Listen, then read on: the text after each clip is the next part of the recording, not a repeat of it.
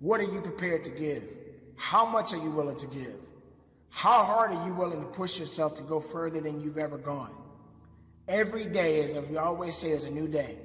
It's a new day because you were part of it. But what do you do with the day that you've been given? Are you going to continue to stay in this little bitty box that you're so used to being in, and you're so afraid to come out of that box, and you feel that, hey, coming out of the box is not something you're ready for? Let me explain something to you. You're never really going to be ready for anything unless you put yourself in a position to get ready for something that you've never done before. You have to ultimately be prepared to sacrifice the excuses. Give the excuses away. Get rid of them. Get rid of the doubt. Get rid of the fear. Get rid of the things that are holding you back. In working on your dream and doing your life work, you must be patient, persistent, and positive no matter what. I called John H. Johnson for 2.5 years to get in that magazine. The first time I called him, he wouldn't talk to me. Then I was persistent, trying to find out who knew him that could invite me there to meet him or have the opportunity to speak so that he could hear me. And I met a guy who worked for him. And I said, hey, I'd like to speak for you guys free. I just want to know, will he be in the audience? They said, yes, good. I spoke and I tried to tear the microphone up. And he said after I finished, hey, young man, you're quite impressive. I'm going to have my staff do an article on you. I said, thank you, Mr. Johnson. And I sent him information on me, Federal Express. And it didn't happen. Waited for a month and it didn't happen. Waited for 2 months. It didn't happen. I started calling every month. Hello, how are you, man? Speak to Mr. Johnson. I'm sorry, he's not available. Tell him Les Brown calling. I just want to say thank you very much for the article when he puts it in.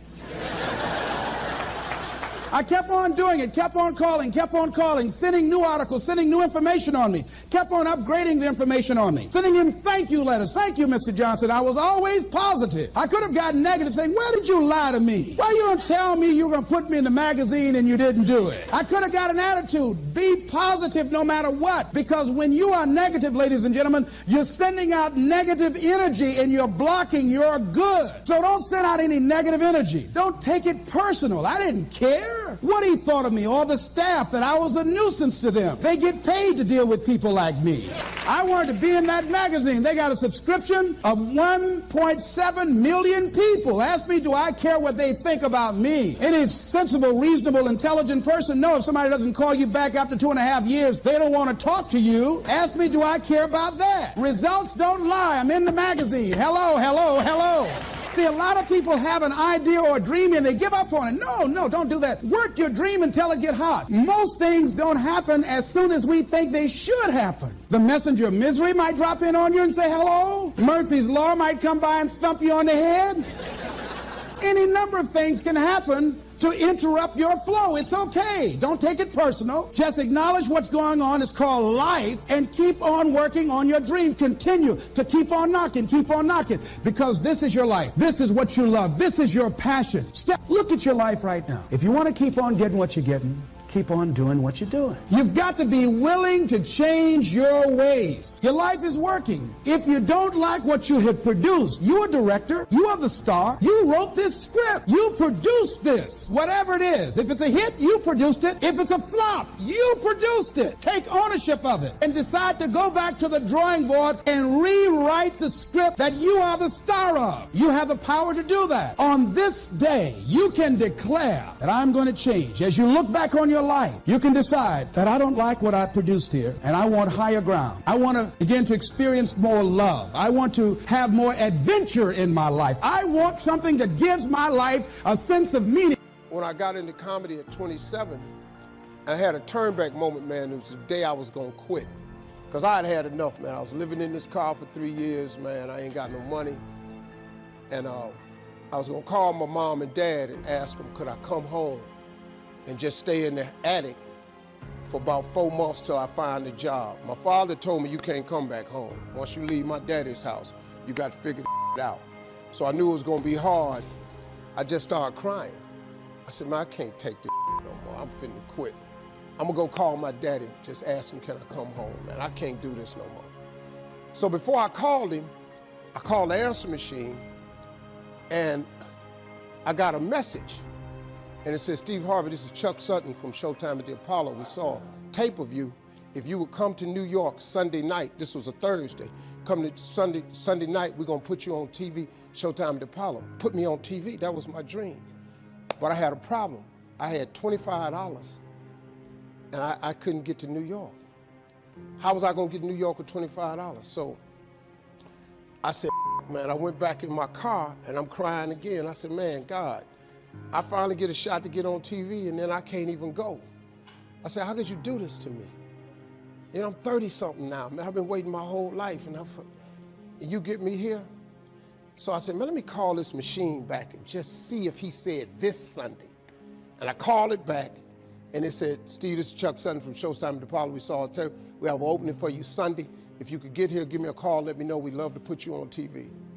I said, so I got ready to hang up and I heard, boop, you have another message. And I punched in the code and the message said, Steve Harvey, this is Tom Sobel from the Comedy Caravan.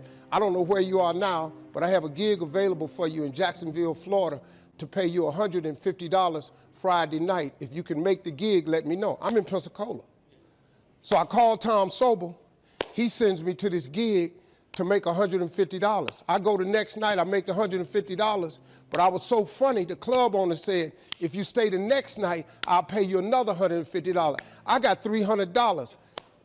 I called Chuck Sutton back at the Apollo and said, hey man, I just got this message. If you still got room for me in New York, I'll do it.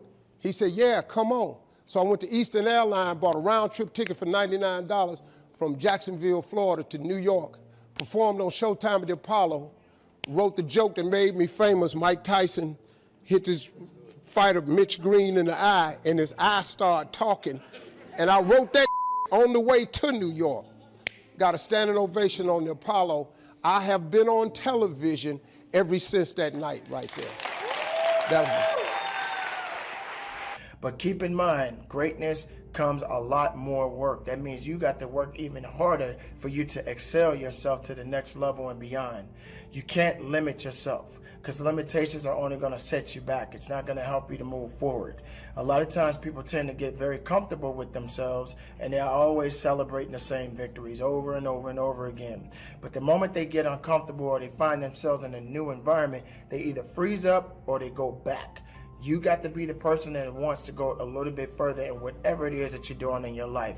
Remember, as you live, there is opportunity to be greater. That means opportunities are going to continue to come your way. Now, also keep in mind, it's not going to always be a great day for you. There's going to be some days that you're just going to want to quit and throw in the towel. I've been there, you've been there, we've all been there. But it doesn't mean that it's over for you. You have got to continue to work diligently on your craft, on you, on who you are, what you are, and ultimately what you want to be in life. Success does not come easy. Success is not going to wait for you.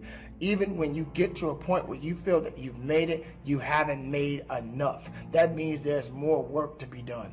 Each and every day of your life, keep working to be something great, to be something unique, to show up and to show the world that you have much more to show of yourselves and to show to other people in the world. There are a lot of people out here who don't want to work. There are a lot of people out here who don't want to achieve things. There are a lot of people out here that will make every excuse in the book to try to blame their excuses on someone else. Don't be that person. Don't be the person that's holding yourself back. Be the person that's lifting yourself up. Even when others don't believe in you, make sure you're believing in yourself. Believe in your purpose. Believe in your possibilities. Believe in everything that exists within you. And don't let anyone take that away from you. I didn't do what I'm doing right now because it was hard. How many of you decided not to do something because it was hard? Raise your hands, please. I want you to write this down. If you do what is easy, your life will be hard. Complain, point at your circumstances, give up your power, blame the government, blame the economy. If you do what is easy, your life will be hard. But if you do what is hard, your life will be easy. It's hard to make a radical change in your behavior. It's hard to take ownership. It's hard to swallow the bitter pill that wherever you find yourself, at some point in time, you made an appointment to be there. as hard. As hard. If you do what is easy, your life will be hard. But if you do what is hard, your life will be easy. I don't know what your goals are. I don't know what you want to do with your life. Here's what I know about your being here. That there's something in you that waits and listens to the voice of the genuine in yourself. It will be perhaps the only guide you will ever have. And if you cannot hear it, all of your life, your days will be spent on the ends of strings that somebody else pulls. And I submit to you, the reason that you're here is that in your heart of hearts, you've said, I'm going to pull my own strings. I say to you, the reason that you're here is something about you that says, I'm going to control my own destiny. There's something about you that when you pointed your fingers at your circumstances, you realize you had three pointing at yourself.